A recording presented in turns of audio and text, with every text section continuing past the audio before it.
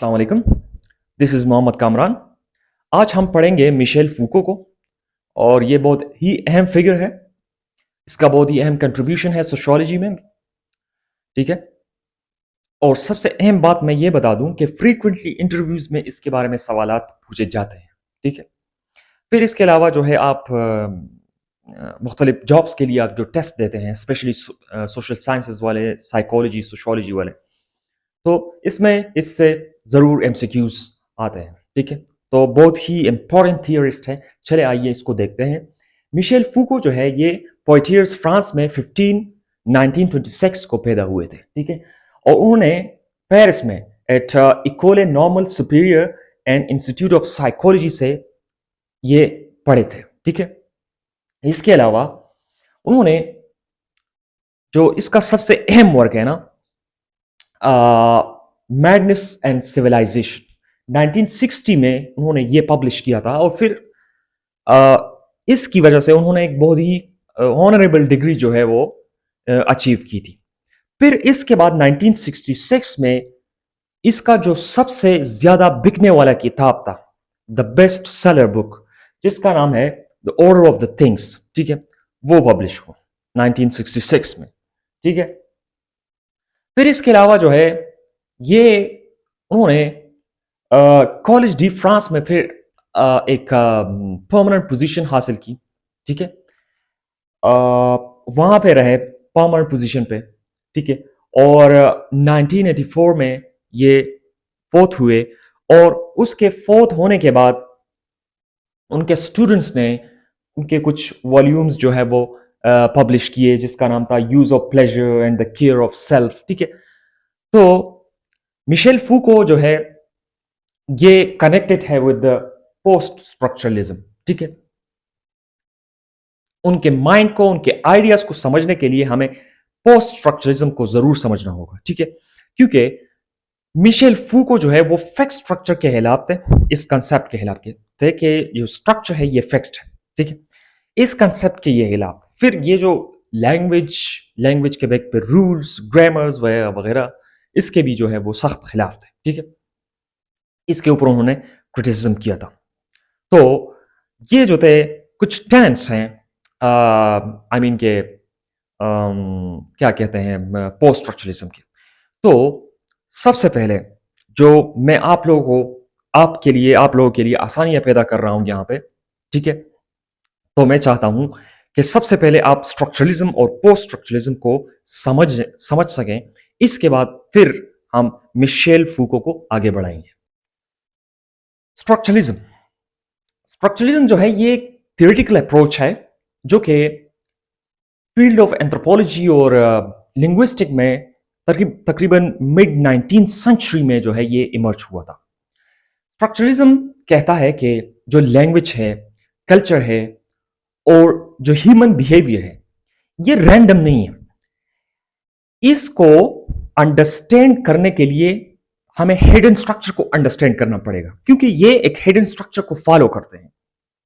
बात समझ रहे हैं ना? जो लैंग्वेज की बात हम करें ना, लिंग्विस्टिक से ये बहुत ज्यादा मुंसलिक है, ये जो स्ट्रक्चरलिज्म है।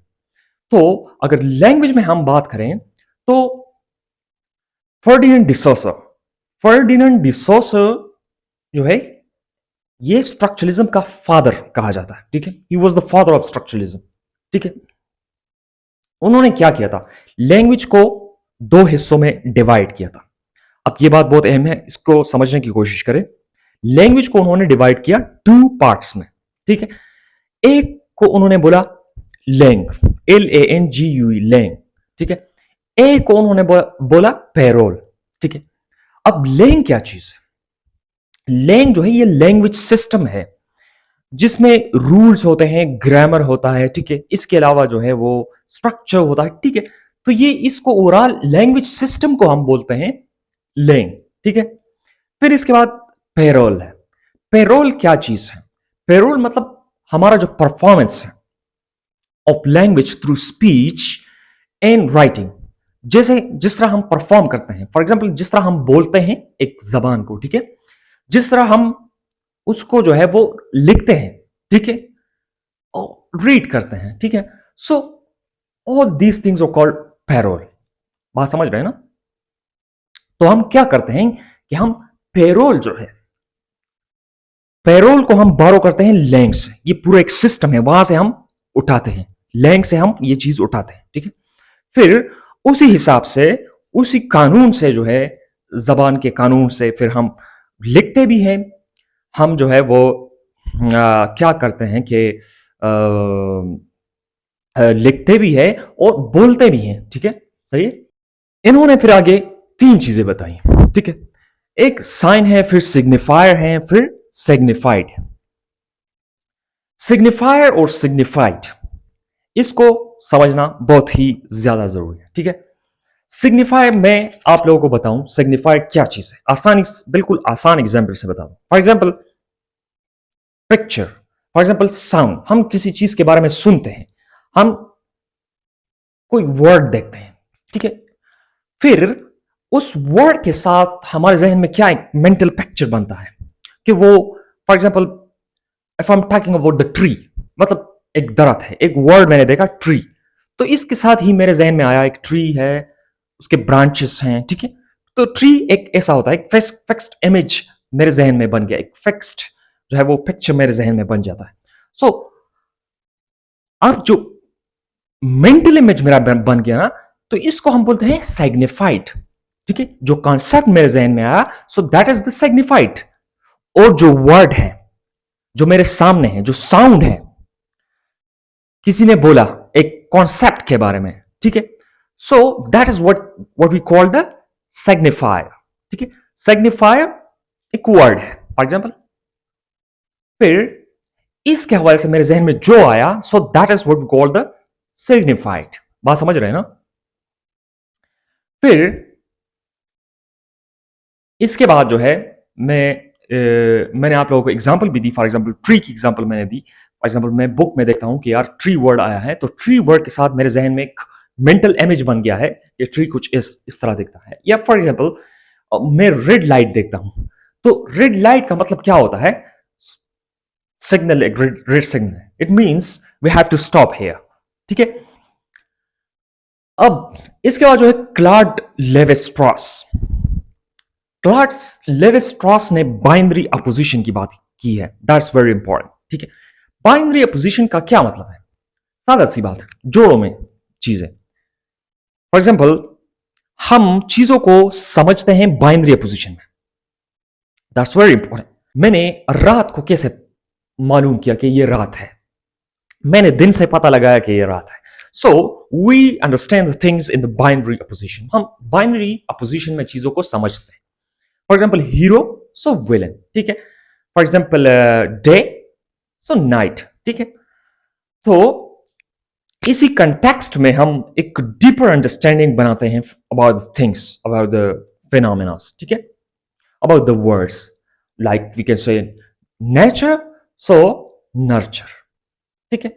जब नेचर है तो इसका मतलब है नर्चर भी है, ठीक है। फिर इसके बाद लाइफ, सो लाइफ है, सो डेथ है, ठीक है। अब आप लोगों को यहां पे जो है वो रिजिडिटी नजर आ रही है स्ट्रक्चरलिज्म में, ठीक है। रिजिड स्ट्रक्चर है, इसके ऊपर सारा कुछ फिक्स्ड है, ठीक है, फिक्स्ड चीजें हैं, ठीक है। तो ये रिजिडिटी है ना स्ट्रक्चरलिज्म में, ठीक है। फिर इसके बाद लेट 19th सेंचुरी में जो इमर्ज हुआ था, इसको फिर हमने बोला पोस्ट स्ट्रक्चरलिज्म, ठीक है। आफ्टर द स्ट्रक्चरलिज्म, स्ट्रक्चरलिज्म के बाद जो आया, इसको हमने बोला पोस्ट स्ट्रक्चरलिज्म, ठीक है। यहां पे उन्होंने कुछ एडिशन इसमें की, इस पे क्रिटिसिज्म किया जो पोस्ट स्ट्रक्चरलिज्म है, सॉरी स्ट्रक्चरलिज्म है, इसके ऊपर पोस्ट स्ट्रक्चरलिज्म ने। बात समझ रहे हैं ना? तो अब मैं भी थोड़ा सा बाइनरी अपोजिशन में इन चीजों को समझने की कोशिश कर रहा हूं, जैसे स्ट्रक्चरलिज्म वाले कहते हैं। तो मैंने इसको डिवाइड किया into two. For example the differences between this two, ठीक है। अब स्ट्रक्चरलिज्म कहता है कि मीनिंग ऑफ फिक्स्ड, ठीक है। जैसे मैंने आप लोगों को बताया ना, लैंग्वेज ऑफ पेरोल की बात की, ठीक है। तो मैंने एक वर्ड लिया, इसका मैंने एक फिक्स्ड मीनिंग निकाला। फॉर एग्जांपल ट्री है, फॉर एग्जांपल मैंने ट्री की बात की, मैंने एक वर्ड देखा ट्री, ठीक है। और मेरे जहन में एक दरख्त आया, इसके जो है वो इसकी शाखें हैं, जैसे आमतौर पर दरख्त होता है, ठीक है, हमारे जहन में। तो ये it's a kind of fixed meaning that we attach with a word, with a concept, ठीक है। लेकिन यहां पे एक और बात है, पोस्ट स्ट्रक्चरलिज्म वाले कुछ और कहते हैं। वो कहते हैं कि जो लैंग्वेज या साइंस है ना, these are not fixed, you can not fixed one meaning with one word. For example मैं बोलता हूं शेर, शेर का क्या मतलब है? एक जंगल में, जंगल का बादशाह शेर, ठीक है। लेकिन शेर के कई मानी हो सकते हैं, यहां पे फ्लूइडिटी है मीनिंग्स में। फॉर एग्जाम्पल मैं शेर का बता दूं ना, तो शेर बहादुर को भी कहते हैं। बात समझ रहे हैं ना? कभी कभी हम शेर बहादुर के लिए इस्तेमाल करते हैं, शेर बादशाह के लिए भी इस्तेमाल किया जाता है, शेर एक जानवर के लिए भी इस्तेमाल किया जाता है। So there multiple meaning of single word, ठीक है। तो वर्ड के मीनिंग्स फिक्स्ड नहीं है। बात समझ रहे हैं ना? अब ये स्ट्रक्चरिज्म मैंने आप लोगों को बताया कि ये बाइनरी पोजीशन की बात करते हैं। For example day, so night, ठीक है। फॉर एग्जांपल हम एक अमीर को अमीर कैसे समझते हैं, कैसे हम जो है वो समझ जाते हैं कि ये अमीर है? हम एक गरीब बंदे से अमीर बंदे को समझ जाते हैं कि यार ये अमीर है। गरीब बंदे को देख के हमें पता चल जाता है, कंपैरिजन है ना। तो ये it's a kind of binary position, like एक बंदा पुअर है तो दूसरा अमीर है, और इसकी गुर्बत की वजह से हमें पता चला कि ये दूसरा बंदा जो है वो उसकी हालत अच्छी है, सो ही इज रिच। दूसरे बंदे की गुर्बत की वजह से ये जो पहले वाला बंदा है, इसके इसकी अमीरी का हमें पता चल जाता है, ठीक है। अब ये क्या कह रहे हैं? ये कहते हैं कि ये कल्चरल बेस्ड, ठीक है। अब फॉर एग्जांपल कल्चरल बेस्ड कैसे? कॉन्टेक्सचुअल है। लाइक फॉर एग्जांपल मैं कहता हूं beautiful, what is beautiful in Pakistan may not be beautiful in Thailand, ठीक है। अब पाकिस्तान में या दूसरी कंट्रीज में, अमेरिका में, रशिया में, जहां में भी, वहां पे स्वीट का एक मतलब लिया जाता है। शायद वो स्वीट या चाइना में स्वीट ना हो, ठीक है। बात समझ रहे हैं ना? हम ब्रेवरी के साथ, फॉर एग्जाम्पल डिफरेंट सिंबल्स हम अटैच करते हैं ब्रेवरी के साथ, ठीक है। शायद वो सिंबल्स हमारे लिए कुछ और हो, उन लोगों के लिए कुछ और हो, ठीक है। जैसे कभी कभी हम शेर को बहादुरी से तशबीह देते हैं, लेकिन शायद किसी और कंट्रीज में शेर को बहादुरी से तशबीह ना दी जाती हो। बात समझ रहे हैं ना? ये स्ट्रक्चरिज्म वाले कहते हैं कि वन सिंगल ट्रुथ, एक फिक्सेशन है यहां पे। लेकिन ये पोस्ट स्ट्रक्चरलिज्म वाले कहते हैं कि नहीं, सिंगल ट्रुथ नहीं है, बल्कि ये सब्जेक्टिव है और ये चेंजिंग है। रियलिटी चेंज होती रहती है सब्जेक्टिवली। फॉर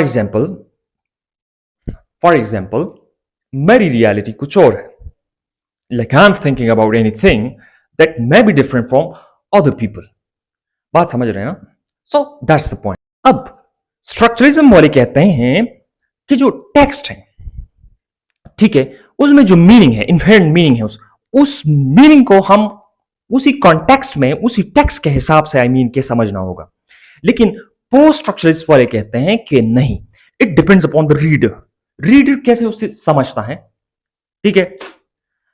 इसके इसके लिए मेरे जहन में जो पर्सनली मैं इसको समझने की कोशिश कर रहा हूं, मेरे जहन में जो एग्जाम्पल आ रहा है, फॉर एग्जाम्पल पोइट, हम शायरी को पोइट के हिसाब से समझने की कोशिश करते हैं, but we have to derive meaning from that poetry on the basis of subjectivity, ठीक है। तो ये बात है, ठीक है।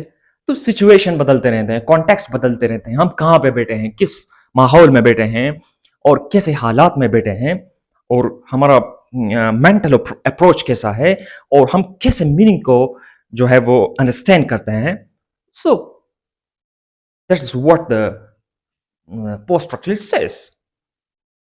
अब मिशेल फूको जो है, मिशेल फूको की बात हम करें ना, वो